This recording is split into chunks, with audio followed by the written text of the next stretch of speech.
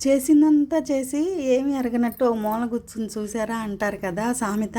అట్లానే ఉందండి మన వాతావరణం చూస్తుంటే. సాయంత్రం అయ్యేదలికేమో వర్షం బీభత్సంగా కురుస్తుంది. మళ్ళీ పగలంతా ఏమి ఎరగనట్టు ఎండ మాత్రం మామూలుగా వేయట్లేదండి. అసలు సాయంత్రం పూట పడే వర్షానికి ఇళ్ళల్లోకి నీళ్లు వస్తున్నాయి, పొలాలన్నీ చెరువులుగా మారిపోతున్నాయి అన్నమాట. అసలు అటు పడ్డా ఎక్కువ పడ్డా మంచిది కాదు, పడకపోయినా మంచిది కాదన్నట్టు, అతివృష్టి అనావృష్టి అన్నట్టే ఉంది. అసలు పొలాలైతే చెరువుల్లాగా అయిపోయినాయి అన్నమాట. పాపం 3-4 సార్లు వేసినా ఆ పంట అట్ట మునిగిపోతానే ఉందండి.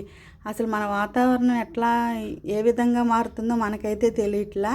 మాకైతే మా అపార్ట్మెంట్ ముందు పాములు కూడా చక్కగా ఆ వర్షానికి వాటికి వేడిగా ఉండటం కోసం మా అపార్ట్మెంట్లోకి అయితే వస్తున్నాయి అన్నమాట.